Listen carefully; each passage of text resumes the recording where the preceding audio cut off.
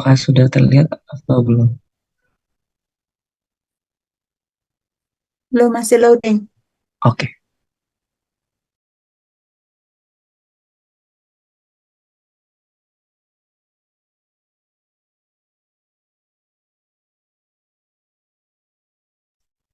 apakah sudah terlihat?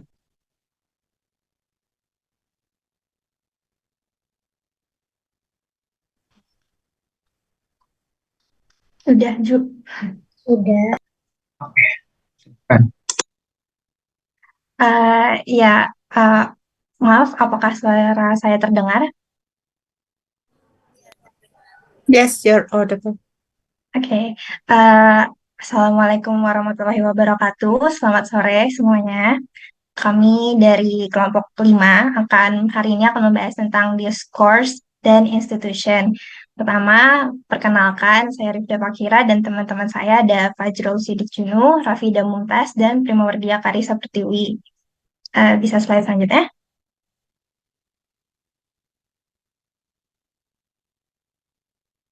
Slide selanjutnya. Benar, benar.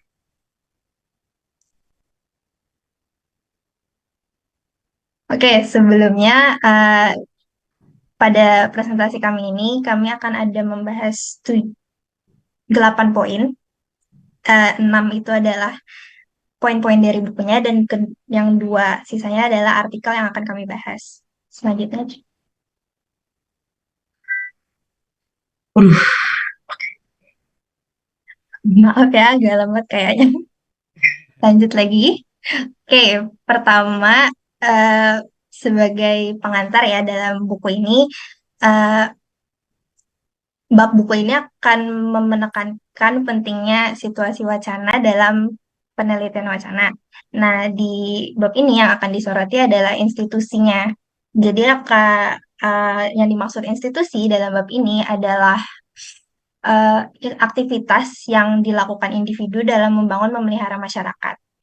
Poin pertama adalah aspek of institution. Sebelum kita masuk ke institusi-institusi yang akan dibahas, jadi aspek-aspek institusi ini bisa dilihat sebagai mediator, maaf, institusi bisa dilihat sebagai mediator antara individu dan masyarakat. Jadi asal muasal institusi berkaitan dengan kebutuhan dan kebiasaan manusia yang berkembang, yang menjadi adat istiadat dan kemudian menjadi norma-norma pada masyarakat. Nah, pada buku ini meng-highlight 3 aspek konsep institusi yang penting dalam studi wacana. Yang pertama adalah role behavior, yaitu lembaga mengatur perilaku individu melalui peran sosial yang ditetapkan. Misalnya, dalam pendidikan ada peran kepala sekolah, guru, siswa, dan lain-lain yang akan mempengaruhi perilaku individu dan apa yang masing-masing individu harapkan dari orang lain dalam peran mereka. Contohnya nih, dalam institusi pendidikan, dalam peraturan interupsi, hal yang diterima adalah kalau seorang guru menginterupsi seorang mahasiswa itu bisa dianggap tidak apa-apa, sedangkan ketika siswa menginterupsi guru, maka mungkin akan dianggap rude atau apa bisa dibilang menyela guru ya. Kedua adalah differentiation trend. Ketika masyarakat menjadi lebih kompleks, terjadi pergeseran ke arah penekanan pada peran dibandingkan individu. Misalnya nih, seorang guru bagi institusi pendidikan, personal life-nya atau peran dia di institusi lain itu tidak terlalu penting karena dia seorang guru, maka perannya adalah mengajar. Jadi, setiap institusi juga mengembangkan norma-norma tertentu dan diferensiasi menjadi lebih jelas. Misalnya, persyaratan bahasa dalam penelitian berbeda dengan persyaratan dalam pendidikan. Kalau di penelitian mungkin lebih berfokus ke precise language and more factual, sedangkan kalau pendidikan itu lebih berfokus untuk hal-hal bahasa yang mudah dimengerti. Dan ketiga adalah institutional power, lembaga menjalankan kekuasaan melalui peraturan. Contohnya dalam institusi pendidikan, pengaruh guru itu lebih berpengaruh daripada siswa atau orang tuanya. Dan kekuasaan ini mencakup perluasan domain di mana institusi mengambil alih tugas-tugas yang biasanya ditangani oleh entitas lain, seperti sekolah yang menyediakan pendidikan agama atau seks, yang biasanya penggunaan dan potensi penyalahgunaan kekuasaan ini juga merupakan isu sentral dalam analisis wacana kritis. Oke, selanjutnya, kalau kami akan mencoba menjelaskan tentang 5 institusi yang dapat perhatian paling banyak dalam studi wacana. Next slide, tolong. Pertama adalah institusi politik. Nah, dalam institusi politik itu lebih membahas tentang karakteristik kebahasan politik atau konteks wacana politiknya. Dan biasanya eh, prinsip konsepnya adalah saving face atau apa menjaga muka pencitraan mungkin yang sangat penting dalam politik ya. Nah, di buku ini ada two driving forces in political discourse. Uh, Pertama adalah the need for modification. Dalam bahasa politik, modifikasi itu diperlukan untuk menyesuaikan dan mengubah opini secara halus tanpa kehilangan muka. Dan ada 3 strategi yang biasanya digunakan politisi. Pertama adalah hedging. Jadi hedging ini melibatkan penggunaan bahasa yang menunjukkan tingkat ketidakpastian atau kurangnya komitmen terhadap sudut pandang tertentu. Contohnya, Oh, sebentar. bentar loading banget. Bentar ya, men.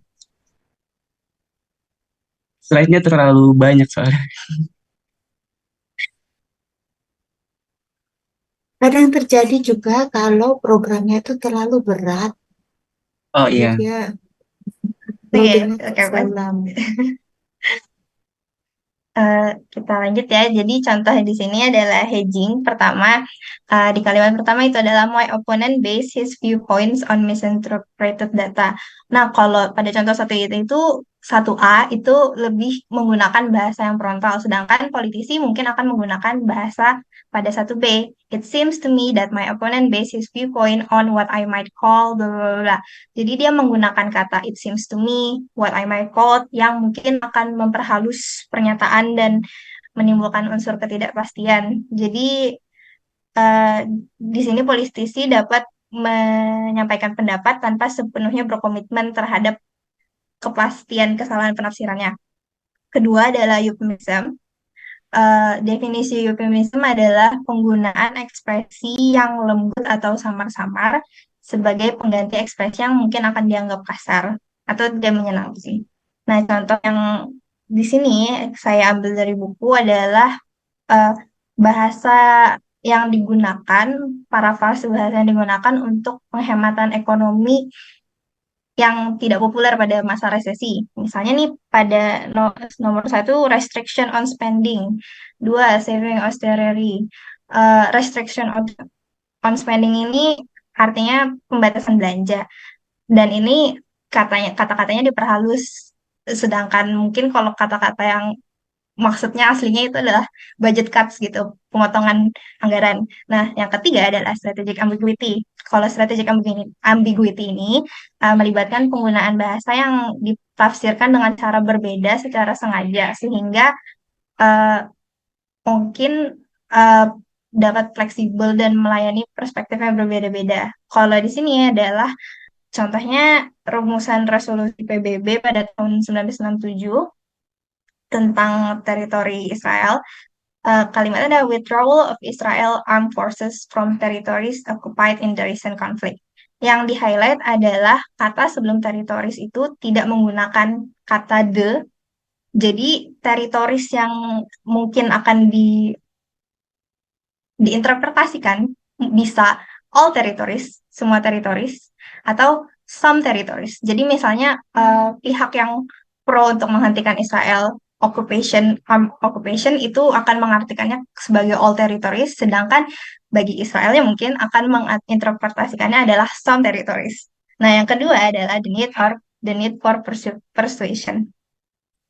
Jadi politisi biasanya menggunakan bahasa manipulasi untuk mengubah makna atau ilokasi dalam komunikasi mereka. Di buku ini meng-highlight 3 manipulation ploys, strategi manipulasi yang diambil dari Schmaleb. Pertama, hiding a presupposition. Nah, definisinya adalah melibatkan penyembunyian asumsi atau anggapan dalam suatu pernyataan. Contohnya di sini adalah it is common knowledge that this measure have a negative influence on our economy. Jadi dengan bahasa ini peranggapannya bahwa tindakan tersebut mempunyai pengaruh negatif dengan kata-kata it is common knowledge sehingga oposisi yang kontra mau tidak mau bisa harus menerima asumsi ini karena dia menggunakan it is common knowledge. Yang kedua adalah using an implicator as implikator melibatkan makna tersirat ya yang muncul secara tidak langsung. Nah, contoh dalam kalimatnya adalah the money did not reach the miners, but the coal mining bosses have luxurious mansion built for them. Di sini secara langsung me- meng- secara tidak langsung adalah accuse bahwa coal mining bosses ini korupsi gitu. Cuma dengan kata-katanya menggunakan implikasi. Dan yang ketiga adalah di reinterpretation. Ini melibatkan penyajian interpretasi seseorang terhadap fakta seolah-olah itu adalah realitas yang objektif. Jadi mungkin apa yang saya percaya mungkin tidak fakta yang objektif. Cuma saya menggunakan kalimat itu sebagai fakta yang objektif gitu. Dan contohnya adalah the American president when endorsing American pseudo-patriotic state of opinion. Jadi penafsiran ini menyeratkan bahwa presiden dengan sengaja mengobarkan opini negara yang semi-patriotik sehingga sebagai peristiwa faktual ya. Teknik ini memungkinkan pembicara menampilkan interpretasi subjektifnya sebagai realitas objektif. Nah, selanjutnya, next slide.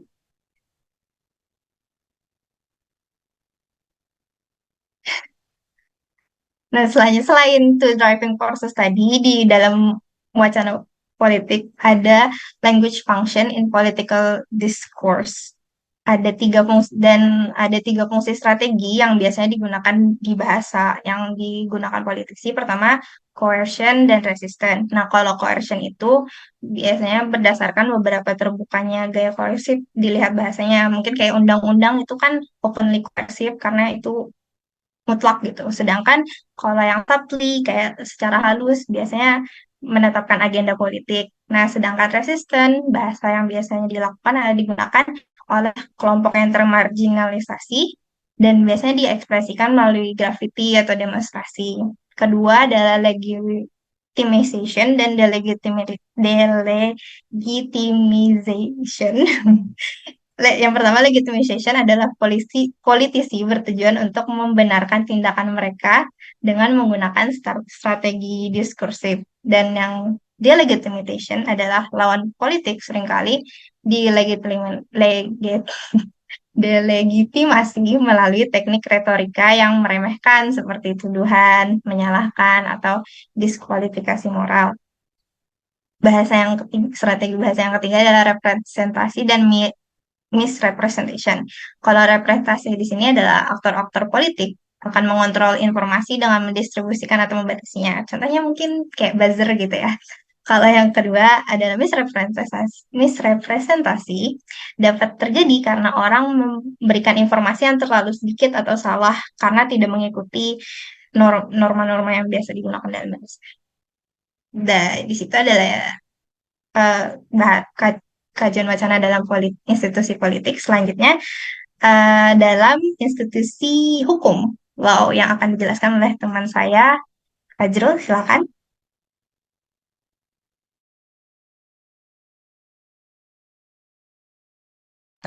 Baik, bentar ya. Oke, yang ketiga ada law. Eh, dalam buku yang saya baca yang sama dengan Rida, bentar, lepot.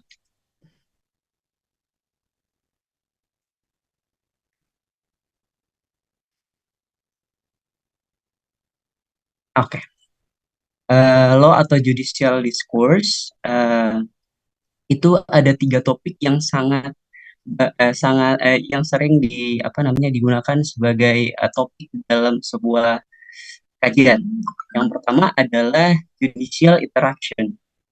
Judicial judicial interaction ini, especially in judicial interrogation, terdakwa yang sering di mana ada terdakwa yang seringkali terlihat seperti dimanipulasi atau diambil haknya yang adil dalam satu teknik pemeriksaan yang dilakukan dalam sebuah ruang sidang.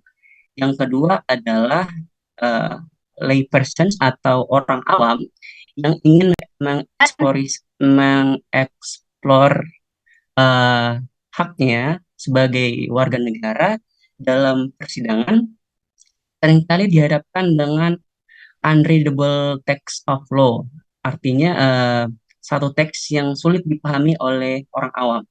Yang ketiga adalah interpretation of conviction or ruling often depends on the way in which the law or behavior that led to the initial indictment is interpreted.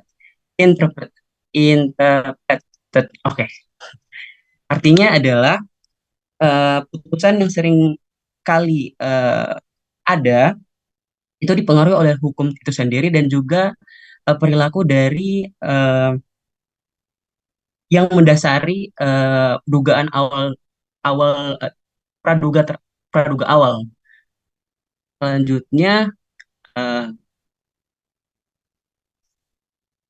ya selanjutnya ada karakteristik dari judicial interaction. Dalam persidangan biasanya enggak biasanya juga seringkali terdapat terdapat eh, komunikasi kompleks yang dapat dibagi menjadi beberapa stage atau bagian. Yang pertama adalah uh, place atau dalam bahasa Indonesia adalah pedo, kemudian jury selection, yang ketiga ada opening statement, dan terakhir ada testimony dan closing argument. Ini menurut Stigl 2012. Sedangkan pendekatan yang terkini yang sering digunakan adalah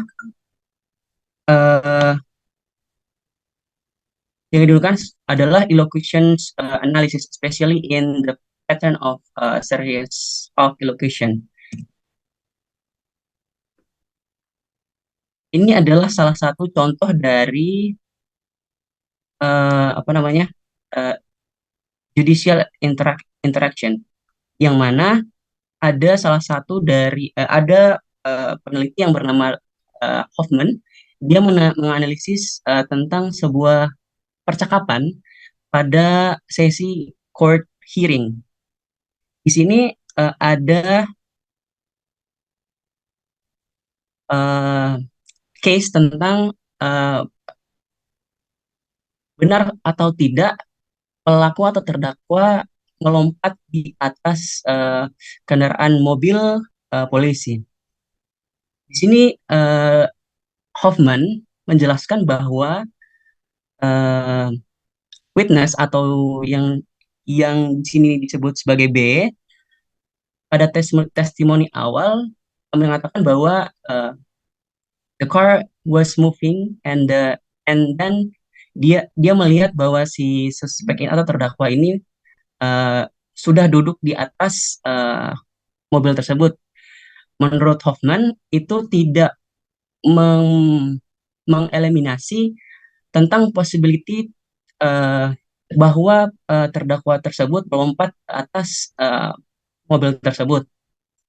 Nah, kemudian pada penjelasan selanjutnya, Hoffman mengatakan bahwa the prosecutor atau interrogator dalam poin tersebut mereframes the question yang ada di line 18 dan kemudian mengulanginya di line ke-20. Di line 18 itu ada suddenly jump on the hood. Kemudian di 20 ada he jump on it. Jadi dia menanyakan kembali apakah pernyataan yang pertama itu benar, sehingga pada kemudian memungkinkan bahwa interrogator mempertanyakan sesuatu yang berhubungan dengan first statementnya dari witness atau saksi tersebut. Kemudian di situ si witness akan merasa terpaksa untuk mengqualify atau mengulangi kembali statementnya, namun di situ si A atau persekutor menginterrupt dan juga menambahkan quotes dari suspek tersebut.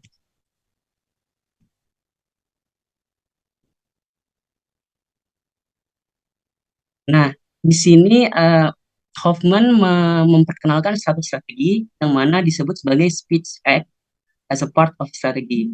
Isunya adalah as the suspect committed the crime he is accused of. Nah, Hoffman memberikan apa ya strategi mengapa uh, memberikan nama terhadap model strategi ini dan memberikan apa ya namanya langkah-langkah dari yang terjadi. Misalnya basic question, kemudian langsung ke attempt to draw out a detailed description, kemudian reformulate dan selanjutnya dan sampai di present of different statement.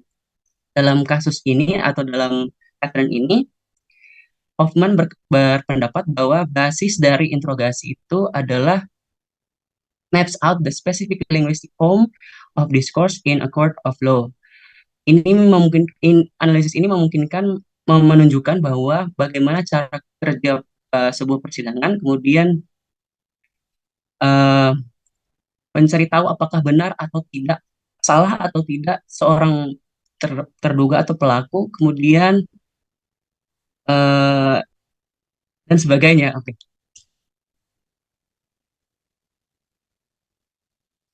Oke. Kemudian yang kedua ada legal document and genre integrity yang tadi saya sebutkan sebagai unreadable text of law. Ini yang dimaksudkan adalah legal document and genre integrity. Dalam sebuah persidangan atau ya persidangan, uh, yang teks yang paling banyak dikritik adalah legal document karena tidak adanya akses yang mudah dan juga sulitnya akan pemahaman terhadap uh, hukum tersebut terhadap orang awam atau orang umum. Kemudian di sini ada Batia 1993 mengatakan bahwa legal documents can be clarified by some classification devices.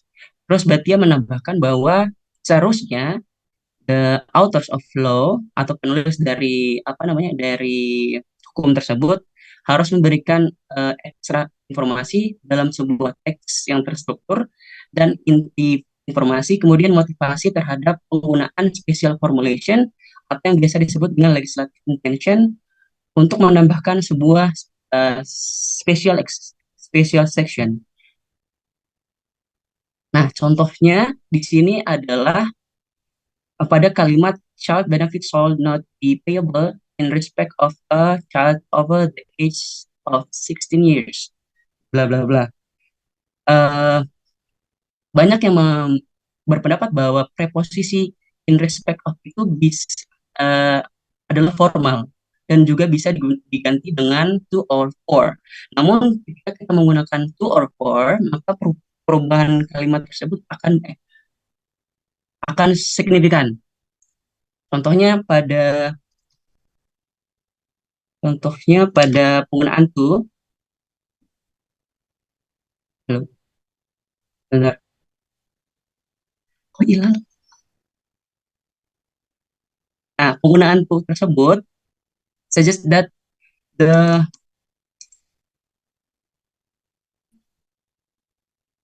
oke, bentar. Suggest that the money which can be made payable to parents or the guardian must be paid to the child. Kemudian kalau misalnya diubah menjadi for, maka menunjukkan bahwa that money has to be used for the child. Batia berpendapat bahwa the plain language in law is not always possible because the essence of the law is to give ambiguous formulation that enable judges to judge to make decision about the rightness or the wrongness. Yang artinya bahwa kalau misalnya penggunaan bahasa yang digunakan dalam sebuah dalam hukum tersebut memang seperti seperti itu adanya karena memungkinkan bahwa hakim untuk menentukan apakah benar dan salah tentang perilaku manusia. Kemudian, if one tries to reformulate a law in order to communicate with a lay audience, then the generic integrity of the law is violated. Berarti kalau misalnya ada perubahan terhadap language yang digunakan, bahasa yang digunakan dalam sebuah law, maka akan mencederai generic integrity-nya. Maka dari itu di sini disebutkan apa namanya? Dia menyebutkan bahwa a law cannot be waterproof and communicative at the same time, or in other words, a genre cannot serve two masters. Yang ketiga adalah forensik linguistik. Ini adalah salah satu topik yang sangat interesting atau menarik bagi teman-teman karena pada topik yang ketiga saya sebutkan adalah interpretasi di awal. Yang disebut dengan interpretasi itu adalah salah satu new branch of linguistic, yaitu forensik linguistik and judicial practice atau praktik persidangan. Tentu kita ketahui bahwa bahasa merupakan mengambil peran penting dalam persidangan. Banyak putusan atau pengambilan putusan didasari oleh interpretasi terhadap legal dokumen atau verbal behavior dari pemilik dari orang-orang yang mempertahankan kasus mereka pada persidangan. Maka dari itu tidak salahnya kita mempelajari forensik linguistik ini karena menurut saya sangat menarik. Nah, example dari forensik linguistik ini ada dari Malcolm Coulthard yang mengambil sebuah case terhadap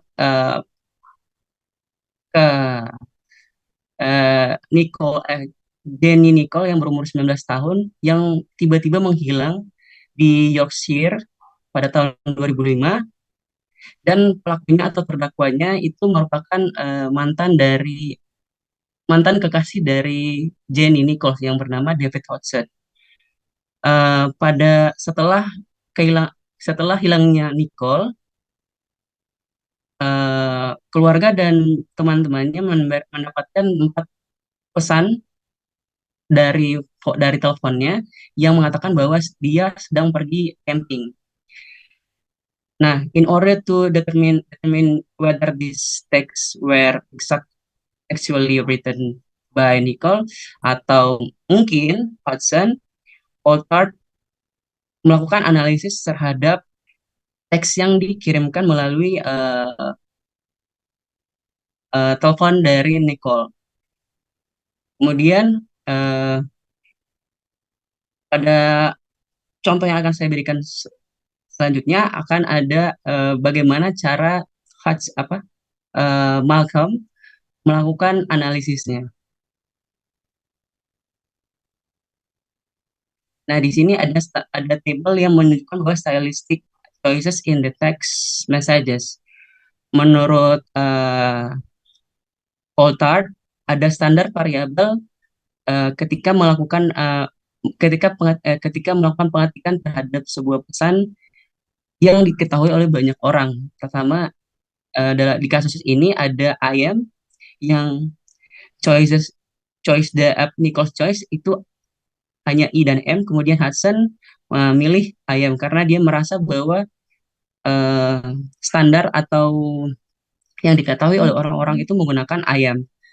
Nah, dari hal tersebut kita dapat mengambil topik tentang forensik linguistik ini sebagai salah satu studi kasus untuk judicial discourse.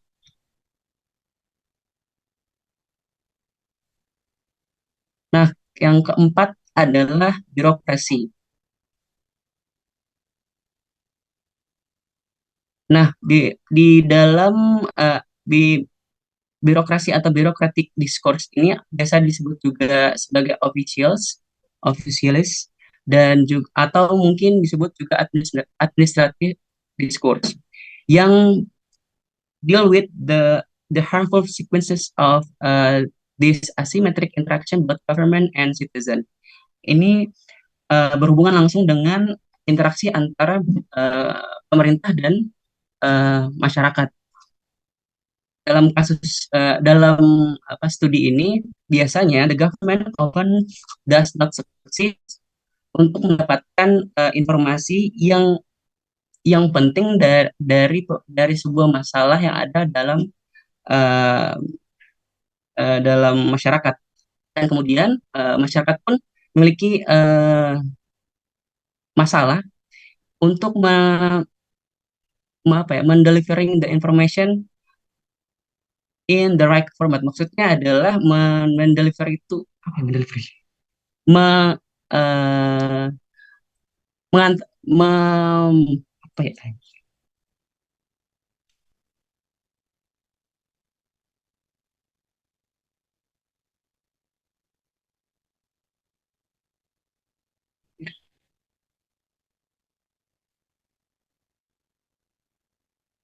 sumpah kali Allah.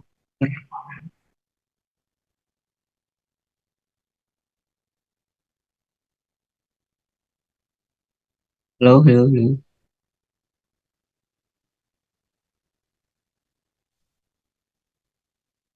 Sebentar, sebentar.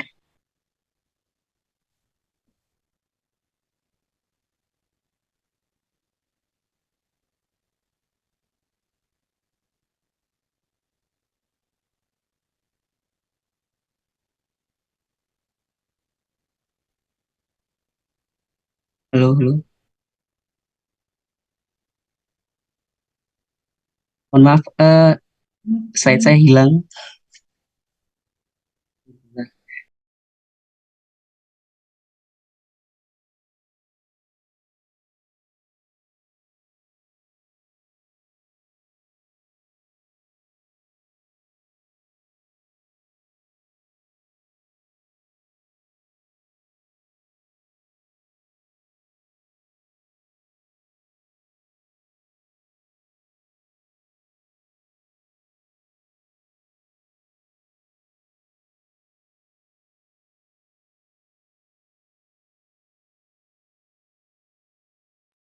Halo, sudah terdengar?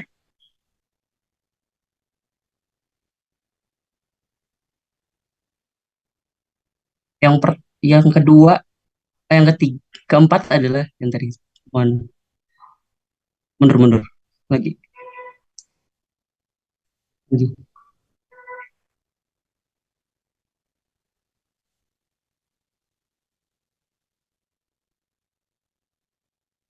Ya, ini. Ya, kemudian lanjut, pemerintah, the government seringkali tidak berhasil memperoleh informasi yang diperlukan untuk menyelesaikan permasalahan masyarakat. Kemudian di satu sisi juga masyarakat seringkali mendapati kesulitan dalam penyampaian informasi yang benar dengan format yang benar.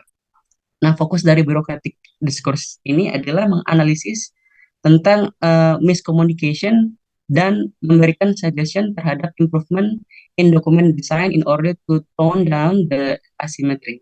Selanjutnya,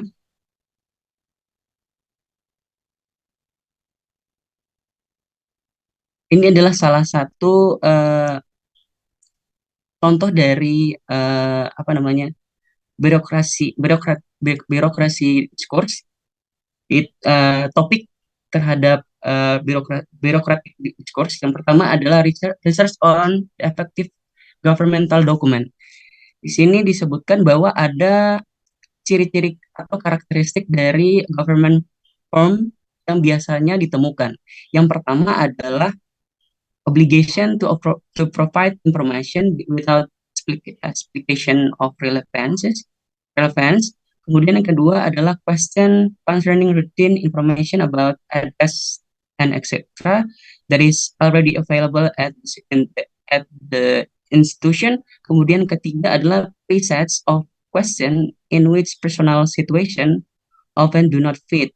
Kemudian yang keempat adalah obligation to answer before a certain date without information about reaction time. Dan yang terakhir adalah lack of support and motivation to give the required information. Selanjutnya. Dan yang kedua adalah topik yang bisa diambil adalah the government image. Biasanya penggunaan pendekatan pada study of bureaucratic discourse ini biasanya adalah research into the effect of image. Meskipun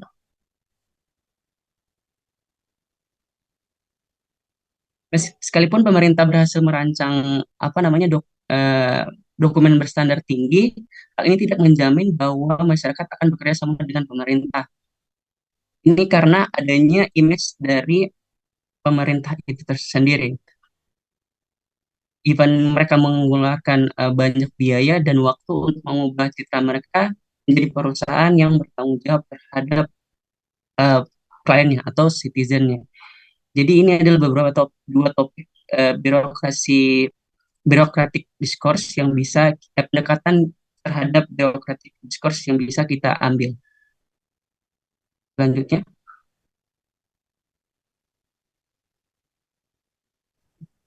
Baik, yang selanjutnya adalah discourse dalam news media atau media massa gitu ya.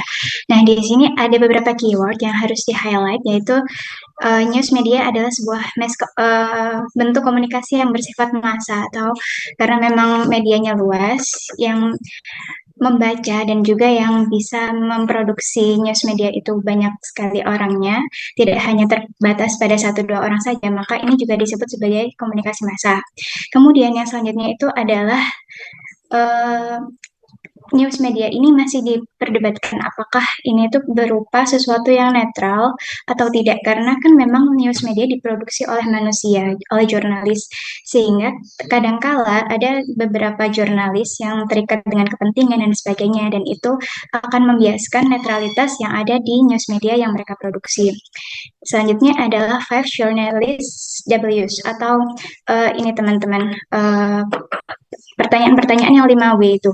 Jadi dalam teks wacana news media itu biasanya itu akan terkandung 5W itu, akan what, kemudian where, why, when, where, seperti itu ciri khasnya.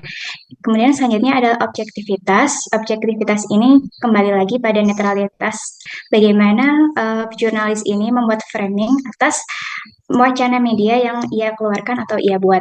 Dan yang terakhir adalah analisis stilistika atau gaya bahasa, karena memang bentuknya news media ini kan kalau tidak lisan maka tulisan. Jadi gaya bahasa yang digunakan itu akan sangat mempengaruhi bagaimana wacana tersebut diproduksi dan dipersepsikan oleh pembaca news media.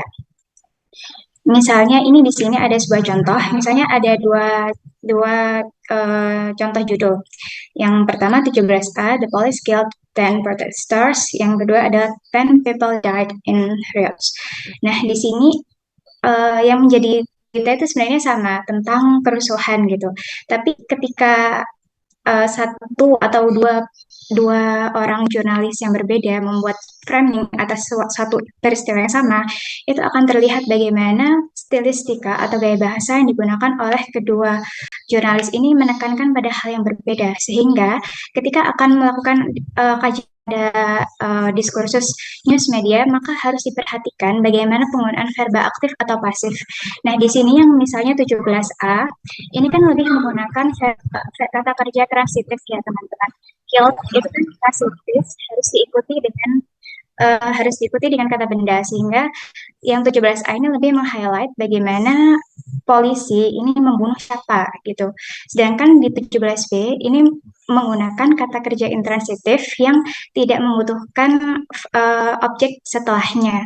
Jadi tidak ada penjelasan apakah 10 orang ini meninggal karena kerusuhan, atau karena ditembak, atau karena penyakit dan sebagainya gitu. Kemudian yang harus digarisbawahi kembali apabila ingin mengkaji tentang news media discourses, yaitu adalah pada konotasi yang digunakan. Jadi kan kalau misalnya di wacana itu kan ada denotasi dan konotasi. Denotasi kan lebih mudah untuk terlihat, sedangkan konotasi itu kan bersifat emotif. Nah, di sini misalnya di contoh 17A dan B ini terlihat bahwa konotasi yang digunakan pada teks 17A ini lebih menekankan bagaimana penulis atau jurnalis ini membuat konotasi yang tidak positif terhadap polisi karena menekankan di sini tadi ada pelaku dan ada korban. Sedangkan di 17B konotasinya lebih netral dan juga tidak memihak seperti itu. Oke, next.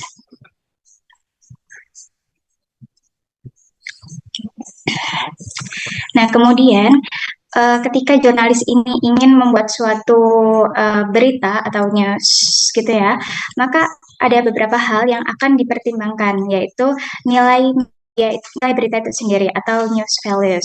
Di sini ada beberapa tipe news values. Yang pertama adalah negativity. Ini itu biasanya akan meng-highlight bagaimana suatu berita yang buruk gitu ya. Ada juga sebuah slogan di news itu bahwa berita buruk itu adalah berita baik bagi jurnalis gitu. Nah, misalnya di negativity ini akan meng-highlight bagaimana berita-berita yang berkonotasi buruk seperti misalnya insiden atau perang atau kerusuhan, demonstrasi, bencana alam dan sebagainya.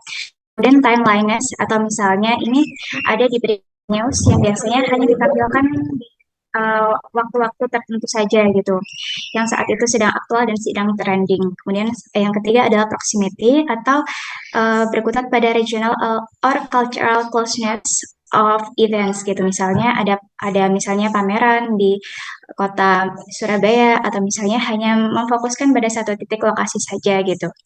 Yang keempat adalah prominence. Ini misalnya itu hanya berkutat pada social status of person in the news, misalnya tentang infotainment gitu, celebrities, gossip, dan sebagainya.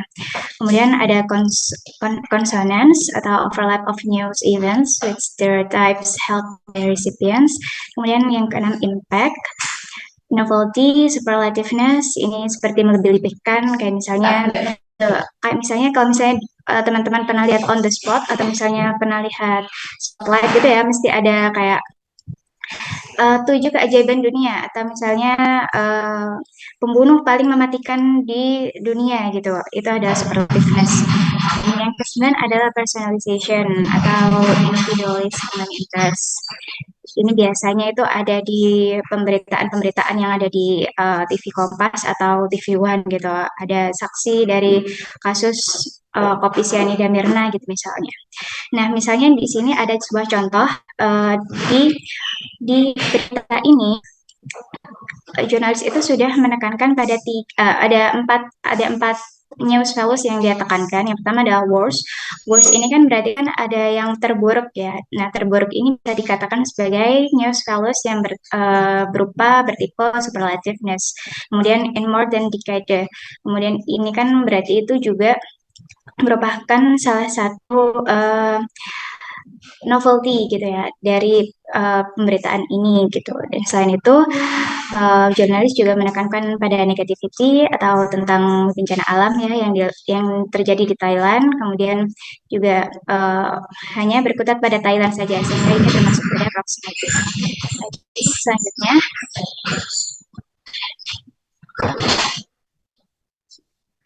yang akan jadi highlight pertama dari pembahasan news media ini adalah yang pertama adalah the production of news. Karena news ini kan diproduksi.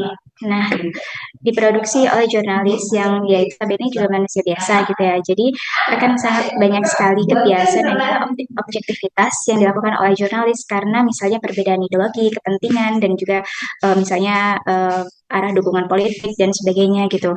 Misalnya ada sebuah contoh yang membedakan komparasikan antara headlines yang ada di dalam pemberitaan yang di negara Cina dan juga headlines yang ada di pemerintahan negara Taiwan. Nah, ini ceritanya teman-teman. Negara Cina ini tidak memiliki hubungan diplomatik dengan Afrika Selatan, sedangkan negara Taiwan ini memiliki hubungan diplomatik yang erat dengan Afrika Selatan. Dan ternyata ketika diteliti oleh peneliti ini, terlihat bahwa adanya bias dan objektivitas karena perbedaan politik dan juga ideologi itu tadi. Misalnya di berita-berita yang dikeluarkan oleh jurnalis Cina itu banyak mengatakan bahwa banyak menggunakan diksi-diksi bertema rasisme seperti Blacks in South Africa, kemudian Divide Brute Force dan sebagainya gitu. Kemudian kalau misalnya dibandingkan dengan headlines yang dibuat oleh jurnalis Taiwan yang memiliki hubungan diplomatik dengan Afrika Selatan, ini artinya lebih net apa ya, bukan lebih netral tapi lebih halus gitu. Misalnya ini menyebut bahwa kekacauannya itu hanya tidak meng-highlight isu rasialnya itu tadi, hanya mengatakan ada kekacauan, ada massa dan juga ada kerusuhan seperti itu yang bermuara pada political crisis gitu. Tidak disebutkan secara gamblang apakah kekacauannya itu berupa kekacauan rasial atau bagaimana gitu. Oke, selanjutnya. Nah, karena media ini dibuat oleh jurnalis, maka media ini kemudian akan dibaca dan juga akan dipersepsi oleh pembaca atau pembaca atau penikmat media itu tadi sendiri ya teman-teman. Nah, baik bentuk tulisan yang berbeda-beda yang dipengaruhi oleh gaya bahasa setiap jurnalis itu akan mempengaruhi bagaimana persepsi pembaca atas topik yang sama gitu. Jadi belum tentu atas topik yang sama itu persepsinya akan juga sama, tapi akan sangat dipengaruhi oleh bagaimana gaya bahasa yang dilakukan oleh jurnalis itu sendiri. Jadi media memiliki signifikansi untuk mengubah wacana dari opini publik yang awalnya misalnya negatif, bisa jadi karena ada gaya bahasa yang digunakan dalam penulisan jurnalistik itu akhirnya jadi positif dan sebaliknya gitu. Misalnya ini adalah di artikel yang ada 3 artikel dengan topik yang sama teman-teman, tapi gaya bahasanya berbeda. Misalnya yang di artikel yang paling kiri ini adalah the lead of the original newspaper article, no taboo on bribery at Van der Grient. Nah, ini benar-benar original, karena original dia itu tidak tanpa tedeng aling-aling mengatakan bahwa ini tidak bahwa Van der Grient ini tidak tabu gitu, tidak tabu untuk ada penyuapan di Van der Green gitu. Sehingga karena original masih belum ada sensor dan sebagainya, belum ada editing dan sebagainya, masih berupa benar berita yang faktual sesuai apa adanya. Ketika di rewritten version, di versi yang ditulis ulang, maka ini ada penyesuaian kembali, misalnya ini ada tulisannya bribery investigated. Jadi masih berupa masih wacana yang mengatakan bahwa penyuapan ini masih diinvestigasi, jadi belum tentu penyuapan. Kemudian apabila dilebih haluskan lagi the neutral information about the company pada artikel yang paling bawah ini, maka ini tidak akan menyebut sama sekali tentang adanya penyuapan atau bribery gitu. Jadi ada dengan satu topik yang sama bisa jadi menghasilkan banyak gaya bahasa yang berbeda-beda dan bisa mengubah wacana dari pembacanya gitu. Nah, inilah yang menjadi salah satu kekuatan sekaligus kelemahan ya. Jadi media ini punya kuasa untuk menyetir bagaimana masyarakat luas massa untuk bagaimana mempersepsikan sesuatu hal gitu. Karena apabila media memiliki gaya bahasa yang berbeda-beda gitu. Ada beberapa kasus, misalnya di negara-negara Amerika yang mereka pakai ketika ada sebuah kasus kenal gitu, mereka kan pakai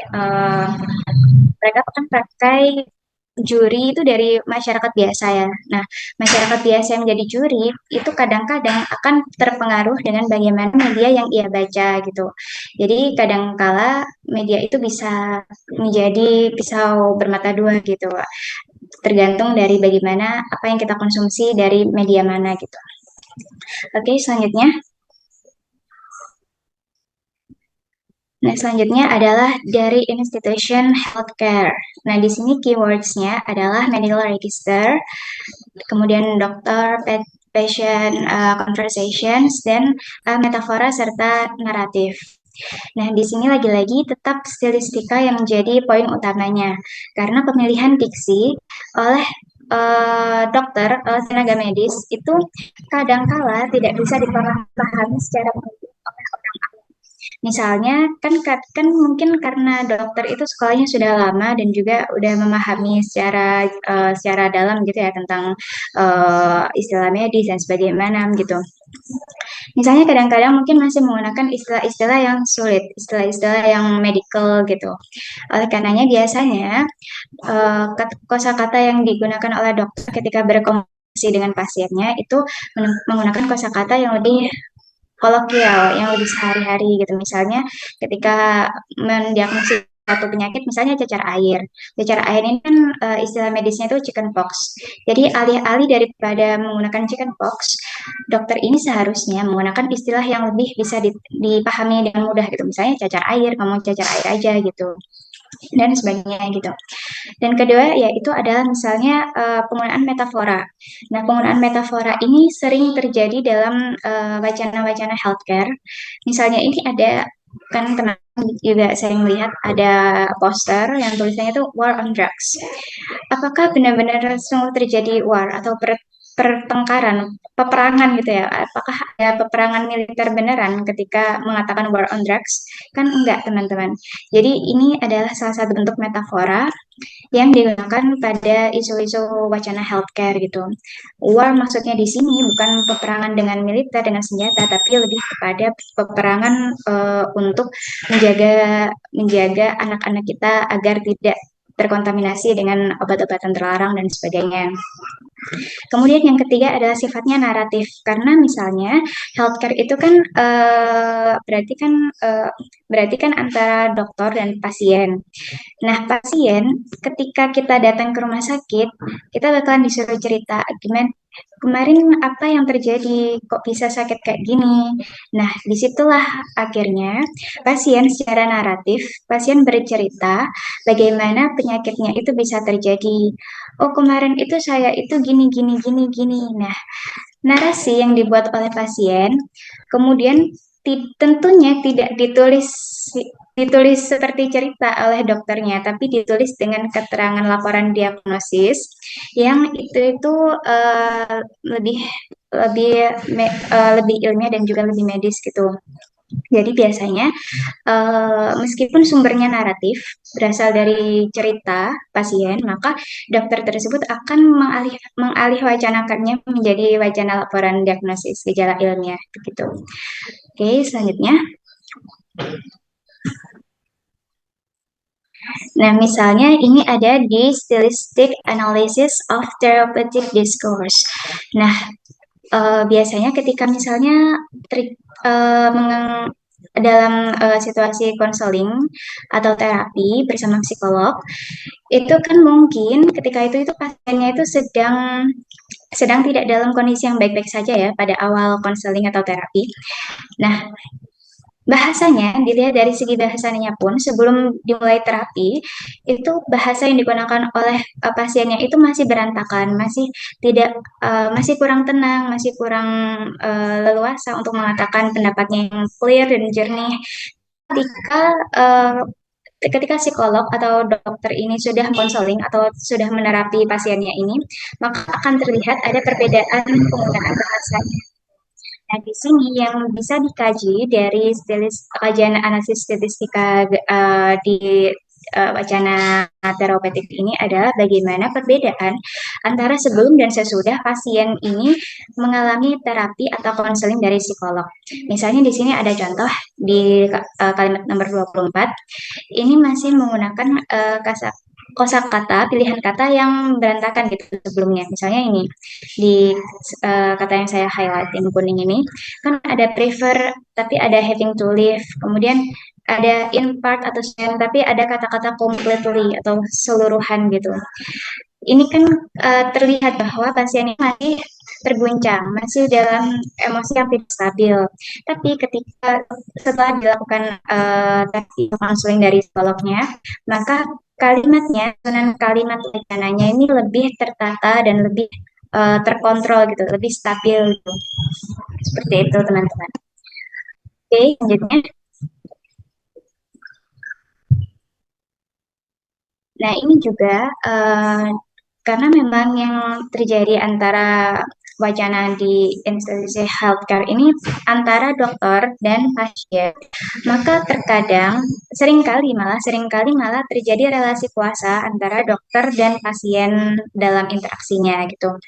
Dokter di sini didudukan sebagai agent yang memiliki kekuatan lebih daripada pasiennya ini. Gitu.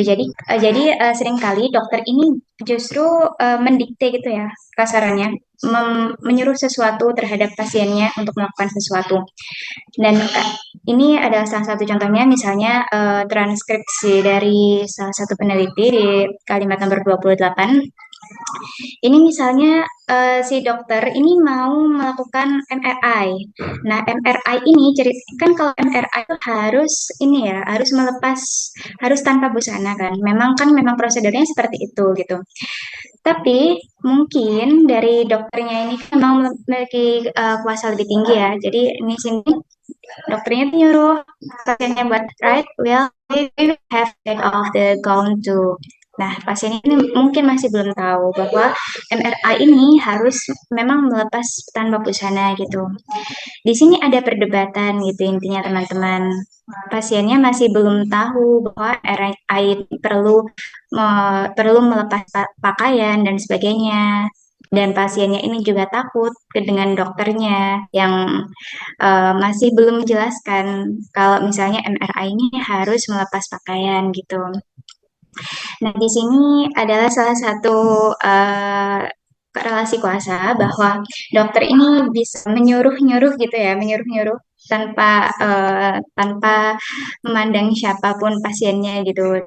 Karena dari transkrip ini pun dokternya ini mungkin juga harusnya memberikan penjelasan bahwa MRI, ECG harus melepas pakaiannya agar bisa dilakukan perawatan MRI gitu. Oke, next. Ya, selanjutnya saya akan membahas tentang artikel pertama, yaitu bertemakan discourse analysis dari news media yang reporting rogue drivers, typical cyclists, and tragic pedestrians.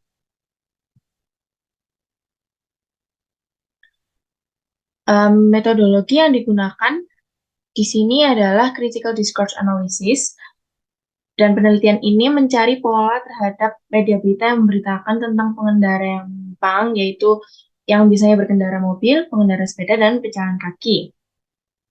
Artikel yang dipilih juga tentang artikel kecelakaan tunggal, kecelakaan yang melibatkan banyak kendaraan, dan isi berita kecelakaan dalam artikel pokok.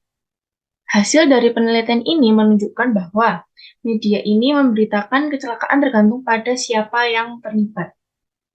Jadi penemuannya menunjukkan bahwa pengendara mobil biasanya seringkali tersembunyikan oleh kendaraannya jika dihadapkan oleh pejalan kaki. Contohnya seperti a Mazda MX-5 collided with a pedestrian. Sedangkan di sisi lain, jika kecelakaan yang terlibat adalah pengendara mobil dan orang yang bersepeda, itu dua-duanya diberitakan seperti sama-sama menjadi korban. Seperti contohnya, they just speed between the traffic lights at the junctions and then just slow down again. Jadi dua-duanya diberitakan seperti yang tidak ada yang salah, dua-duanya salah atau dua-duanya menjadi korban. Yang kedua adalah artikel yang membahas tentang research dari REP di China menggunakan political discourse analysis. Metodologi yang digunakan adalah menganalisa frekuensi kata dan fungsi wacana dari REP sejak tahun 2000 hingga 2022. REP di sini adalah perencanaan yang digunakan oleh pemerintah China dalam bentuk teks. Lalu hasil yang ditunjukkan oleh penelitian ini, REP yang diteliti itu kurang pembaruan dan perencanaan yang teratur dalam jangka panjang. Dan dari REP dari 2000 hingga 2022 itu hanya satu REP yang bisa mencapai jangka menengah hingga panjang. Yang mana dapat diartikan bahwa pemerintah China terlambat merumuskan pembaruan untuk REP ini. Peneliti menyarankan di penelitian ini untuk REP ini di masa depan bisa lebih berfokus pada perspektif strategis dan sistematis untuk kebijakan yang efektif untuk China. Dari dua artikel ini, topiknya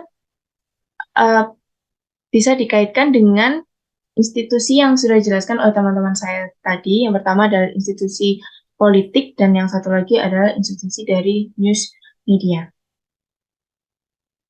Sekian presentasi dari kelompok kami. Jika ada pertanyaan bisa ditanyakan atau komentar dari teman-teman Bu M.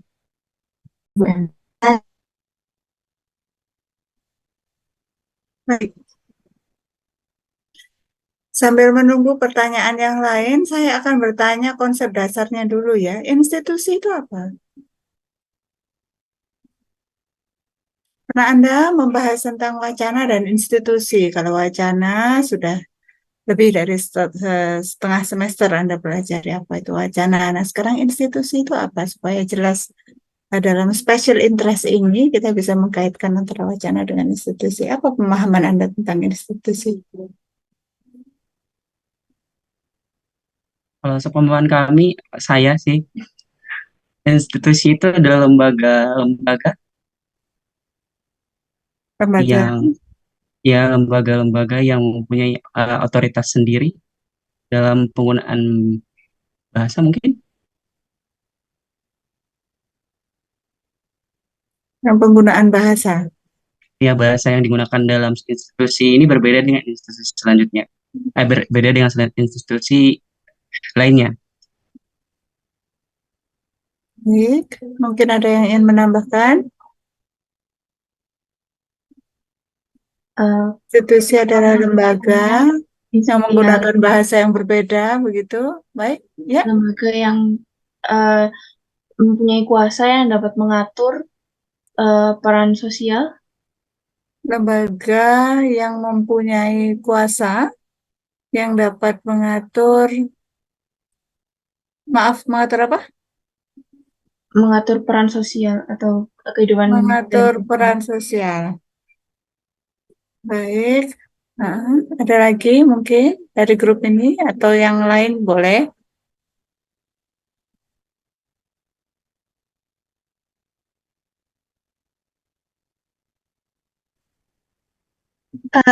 Kalau dari bukunya, Miss, kalau institusi itu adalah menggambarkan aktivitas.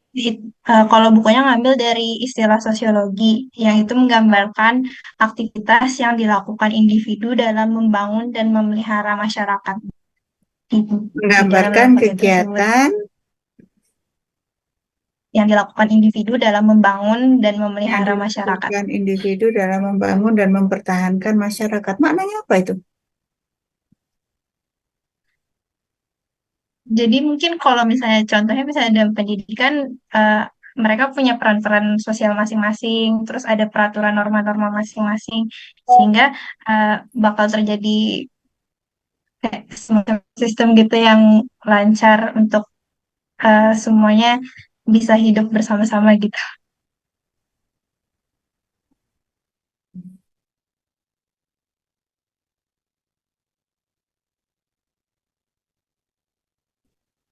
mungkin Anda lebih kenal institusi dalam pengertian yang khusus ya, karena institusi ini biasanya di collocate ya, dihubungkan dengan kata yang lain ya. Nah, misalnya institusi pendidikan, gitu kan ya?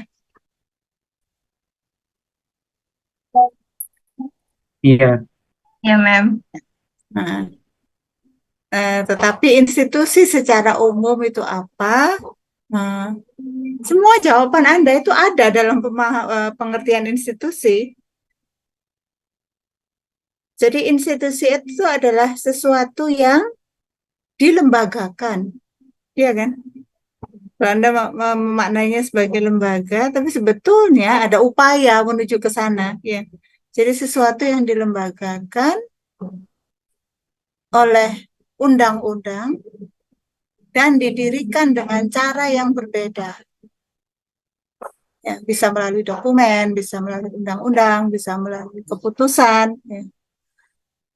Kalau Anda melihat pada Kamus Besar Bahasa Indonesia, institusi itu merujuk pada organisasi tertentu. Nah, biasanya organisasi tertentu yang ada di masyarakat, mungkin tadi saya sebutkan contohnya institusi pendidikan. Jadi secara umum institusi adalah lembaga yang menjadi aturan, mekanisme penegakan, dan organisasi.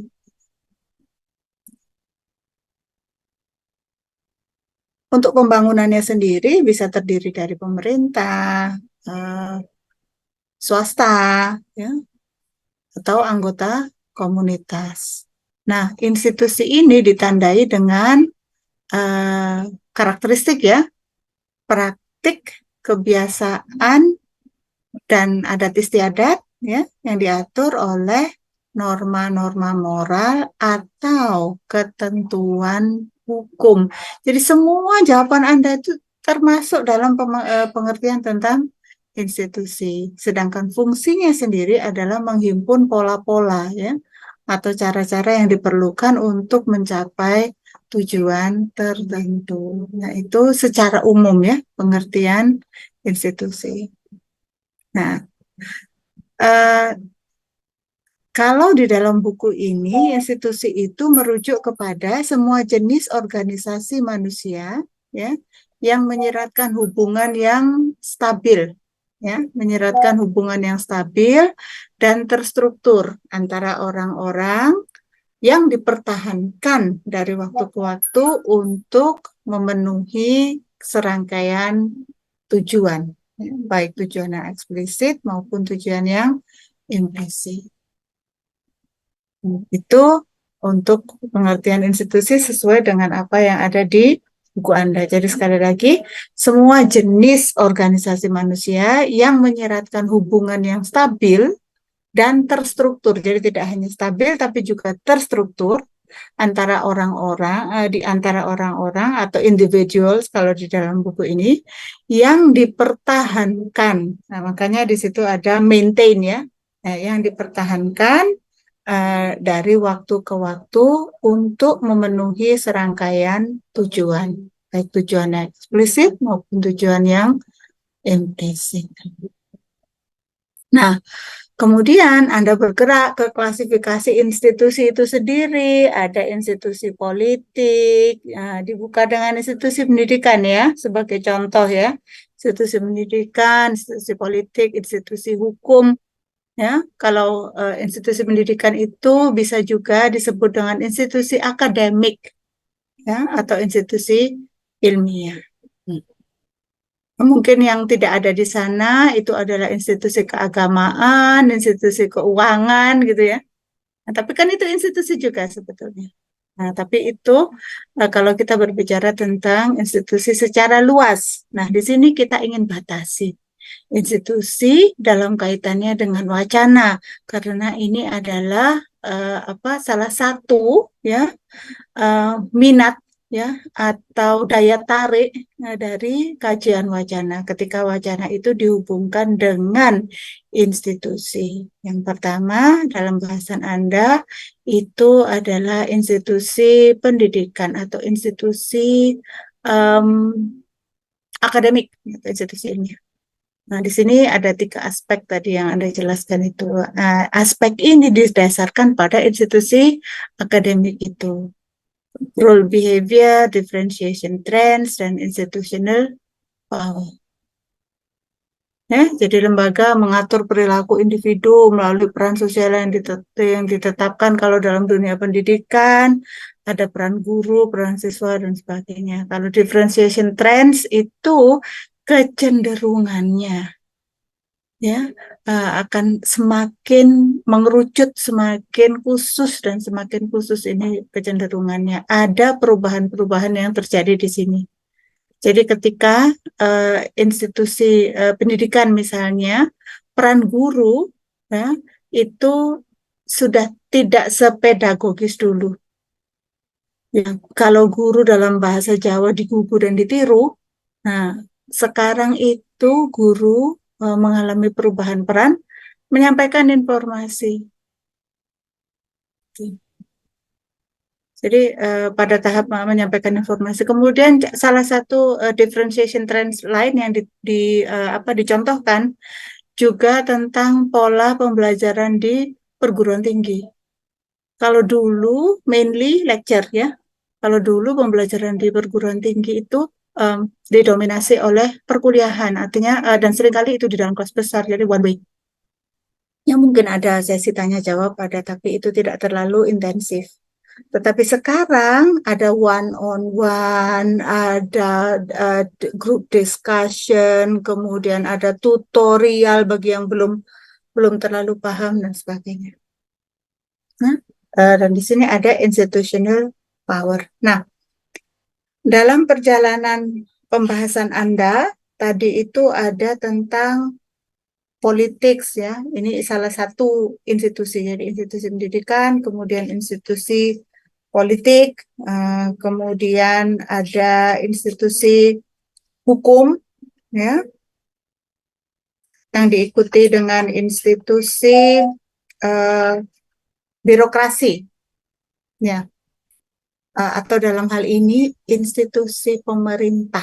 Ya, kalau kita berbicara tentang birokrasi itu berarti pihak yang mengatur. Ya. Jadi birokrat itu adalah pihak yang menetapkan aturan-aturan. Nah, dalam hal ini mungkin bisa kita gunakan istilah jadi institusi pemerintah. Nah, kemudian institusi media. Nah, ini yang kemudian menjadi pilihan Anda ketika Anda memilih jurnal yang Anda presentasikan sebagai bagian dari presentasi Anda sore ini. Tetapi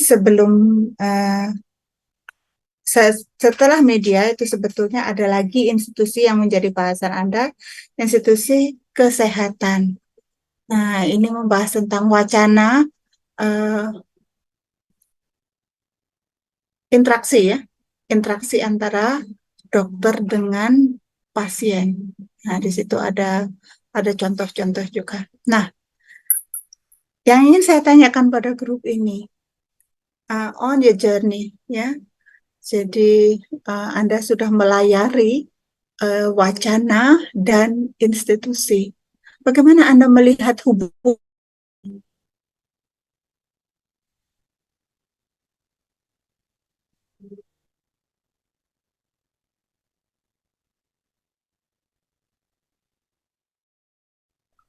Menurut saya ya, Mbak, Boleh, siapa saja boleh. kalau menurut hubungan antara wacana dan institusi ini itu ternyata itu dari institusi satu dan institusi yang lainnya itu berbeda-beda dan melahirkan tipe dan ciri khas yang berbeda-beda begitu. Pastinya karena dalam satu institusi itu ada agents dan ada orang-orang yang memiliki perbedaan kepentingan atau memiliki perbedaan sudut pandang dan juga perspektif, maka wacana yang timbul akan memiliki berbeda-beda tipikal gitu. Bagus sekali. Yang lain mungkin ingin menambahkan?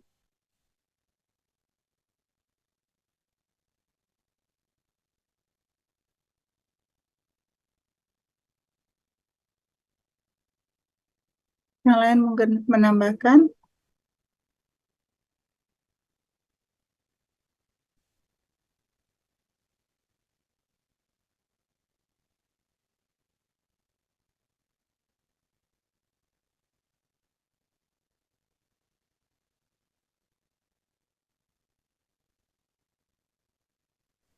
Mungkin saya Mem, Boleh.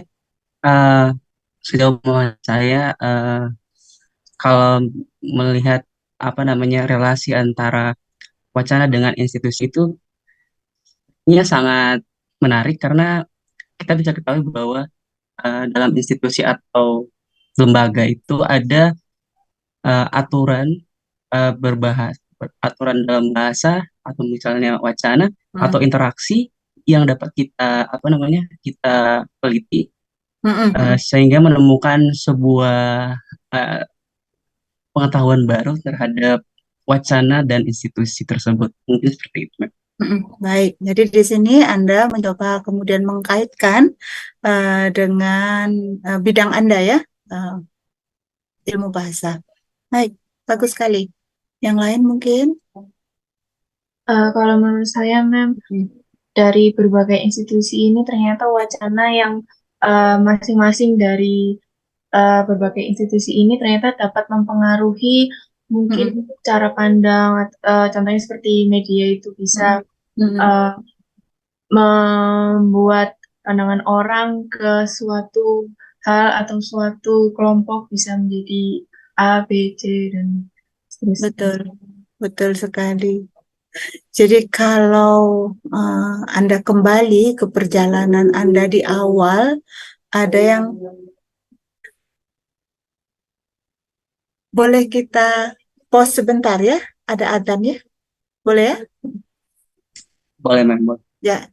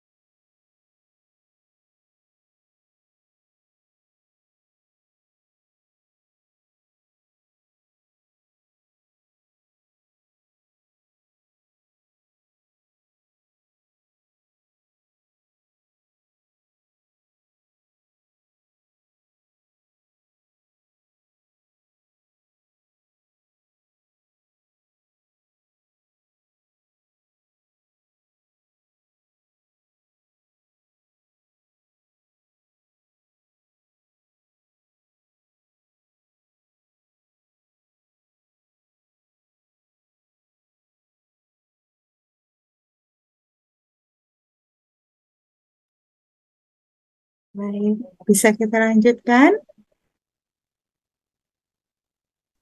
Mem. Ya, baik. Jadi hubungan antara wacana dan institusi seperti yang Anda sampaikan sore ini, memang kalau kita melihat bahwa institusi itu adalah lembaga, berarti ada wacana-wacana khusus yang ditampilkan oleh institusi-institusi yang berbeda. Nah, dalam hal ini penelitian-penelitian seperti yang seperti yang Anda paparkan itu menyentuh kepada bagaimana wacana disampaikan dalam institusi tertentu, contohnya institusi kesehatan. Ya, dalam institusi kesehatan itu kan luas sekali ya. Kalau kita membicarakan tentang institusi kesehatan, nah dalam hal ini banyak eh,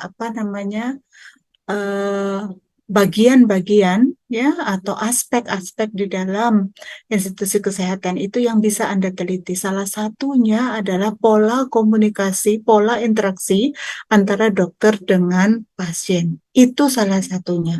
Nah, saat ini mungkin bisa jadi ide bagi Anda untuk meneliti bagaimana pola komunikasi antara klien ya dengan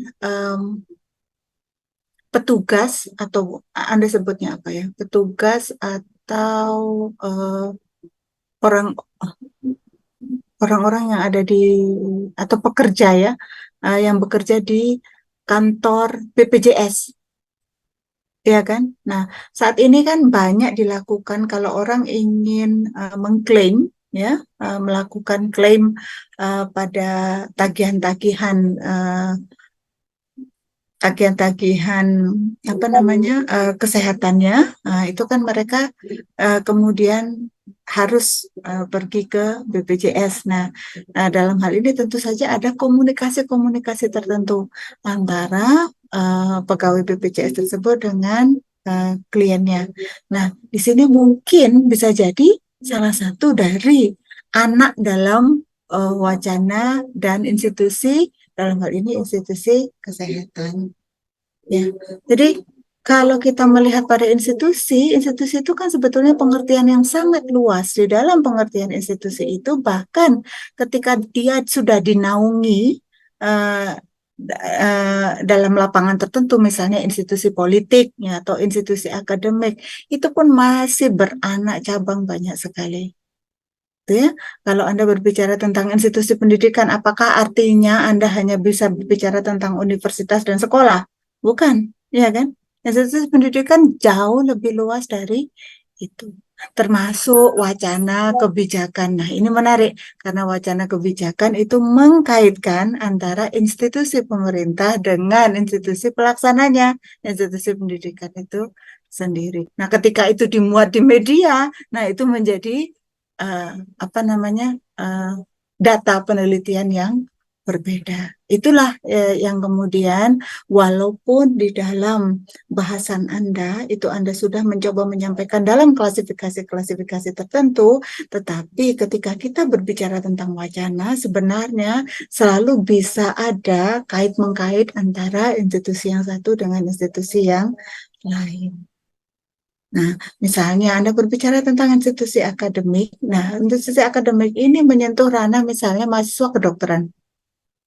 Nah, Anda ingin mempelajari bagaimana ketika mereka sedang belajar kan masuk pada institusi pendidikan, tapi mereka melakukan praktek di rumah sakit. Gitu. Nah, ini kan menyangkut juga institusi kesehatan. Nah, dalam hal ini Anda tidak bisa semata-mata menyatakan bahwa open data penelitian saya adalah tentang institusi pendidikan. Tidak bisa seperti itu karena kenyataannya adalah bahwa mahasiswa itu sudah melakukan praktek di tempat yang sebenarnya dan itu berarti institusi kesehatan. Nah, dalam hal itu ada dua norma, ada dua peraturan yang harus mereka lihat, itu kan? Misalnya di dalam hal mereka melakukan kegiatan-kegiatannya, contohnya ketika mereka berhubungan dengan pasien, itu. Jadi itulah yang mengapa ini menjadi kalau di dalam buku Anda ini dinamakan special interest. Ya, karena ini menyangkut pada institusi-institusi tertentu, tetapi apakah itu dibatasi pada satu institusi saja bisa begitu, tetapi sangat terbuka kemungkinan yang sangat luas bahwa ada kaitan antar institusi itu. Gitu ya. Kira-kira eh, itu yang ingin saya sampaikan. Jadi untuk saya penting sekali bagi Anda memahami pengertian dasarnya, karena ketika Anda berpijak pada pengertian dasar yang benar, lebih mudah bagi Anda untuk mengkaitkan apa sih sebetulnya yang saya bahas sebanyak ini itu. Kalau Anda memahami apa itu institusi, Anda sudah memahami wacana, Anda sudah kemudian Anda memahami apa yang dimaksud dengan institusi, Anda lebih mudah mengkaitkan apa yang sebenarnya saya bahas sampai lebih 1 jam tadi presentasinya. Ya, itulah. Sama- Bagaimana ini mau dilanjutkan yang satu atau kayaknya nggak cukup waktu atau Anda mau extend sampai jam 8? Ya, choice is yours. Kalau Bu Gimana? Emma tidak ada kepentingan sepertinya lanjut saja nggak apa-apa. Oh, kalau untuk Anda, saya selalu menyediakan waktu. Sila, tidak ada kepentingan lain sore ini. Lanjut?